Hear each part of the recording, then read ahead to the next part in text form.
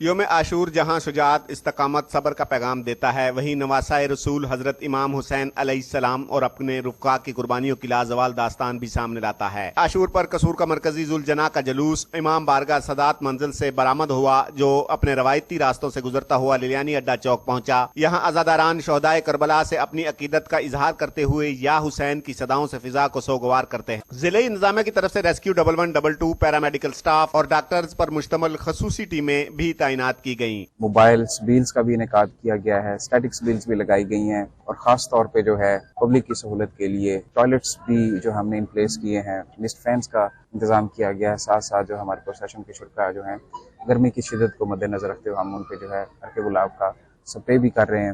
قصور police کی طرف سے 3 لیئر سیکیورٹی کے فول پروف انتظامات کیے گئے۔ جلوس کے داخلی اور خارجی راستوں پر CCTV کیمروں کے ذریعے مسلسل نگرانی کی جا رہی ہے۔ قصور میں 2500 کے قریب افسران و ملازمان پنجاب پولیس کے ڈپلائیڈ ہیں۔ تمام پروسیشنز کو پروٹیکٹڈ کیا گیا ہے اور ایک ہی انٹری پوائنٹ رکھتے ہوئے 3 لیئر سیکیورٹی فراہم کی گئی ہے۔ مرکزی جلوس مسجد علی پہنچنے پر نماز ظہرین ادا کی جاتی ہے۔ جلوس کے راستوں میں عزاداران کے لیے دودھ، ٹھنڈے پانی اور لنگر کے خصوصی انتظامات بھی کیے جاتے ہیں۔ بیسیکلی امام حسین علیہ السلام کی ہی بدولت ہے کہ آج ہم تمام انسانیت کے لیے جو کام کر رہے ہیں، انہوں نے ہمیں انسانیت کا درس دیا ہے اپنی شہادت سے، اپنی قربانی سے۔ بعد ازاں مرکزی جلوس امام بارگاہ حسینیہ پہنچ کر اختتام پذیر ہوتا ہے، جہاں ملک و قوم کی سلامتی کے لیے دعائیں کی جاتی ہیں۔ کیمرہ ٹیم کے ساتھ محمد فاروق میو، وش نیوز قصور۔